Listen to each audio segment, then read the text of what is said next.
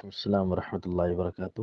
فرض نماز کے بعد دعا کے بارے میں دو قسم کی باتیں یاد رکھیے۔ پہلی بات یہ ہے کہ کیا فرض نماز کے بعد دعا مانگی جائے یا نہ مانگی جائے۔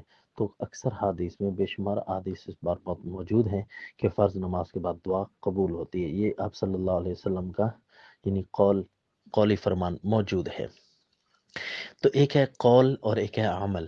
عمل کے بارے میں رسول اللہ صلی اللہ علیہ وسلم یا صحابہ کرام سے کوئی صحیح حدیث نہیں ہے کہ انہوں نے فرض نماز کے بعد دعا مانگی ہو، صرف اور صرف ابھارا ہے۔ تو اس ابھارے ہوئے ہونے کی وجہ سے احناف استدلال کرتے ہیں کہ جب ابھارا ہے تو ہمیں مانگنی ہوگی۔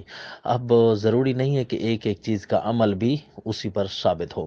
تو بعض شوافع اور احناف کثر اللہ سودہم وہ فرماتے ہیں کہ چونکہ عمل ورود نہیں ہے اس لیے نہیں مانگنی چاہیے، لیکن وہ بھی کہتے ہیں اگر کسی نے مانگ لی تو اس نے اچھا کیا ہے، باقاعدہ اور مستقل سنت وہ نہیں بناتے۔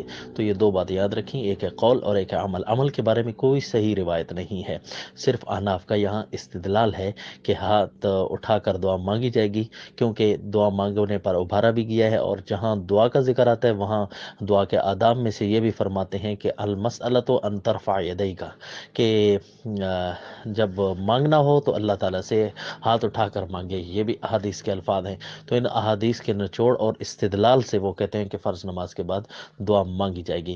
لہٰذا یہ تو صرف استدلال رہا، باقی کچھ ہے کہ فرض نماز کے بعد دعا مانگنے کو جو جائز سمجھتے ہیں وہ بھی ٹھیک ہے، جو ناجائز نہیں بلکہ نہیں مانگتے اور مستقل سنیت نہیں قرار دیتے وہ بھی ٹھیک ہے۔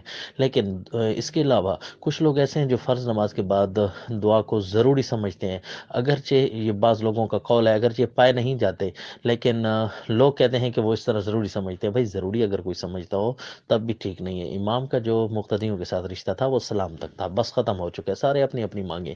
اور کچھ ایسے ہیں کہ جو نہ مانگنے کو ضروری سمجھتے ہیں، لہذا یہ بھی غلط ہے، کیونکہ نہ مانگنے کو بھی ضروری سمجھنا یہ بھی غلط ہے۔ نہ مانگی جائے یا مانگی جائے، بس دونوں ٹھیک ہیں۔ ائمہ حرمین اس وقت مانگتے بھی ہیں، نہیں بھی مانگتے، کبھی مانگتے ہیں تو بہت لمبی لمبی مانگ لیتے ہیں، لیکن سب کو الگ الگ مانگنی چاہیے۔ تو دو باتیں قابل لحاظ رکھی جائیں۔ السلام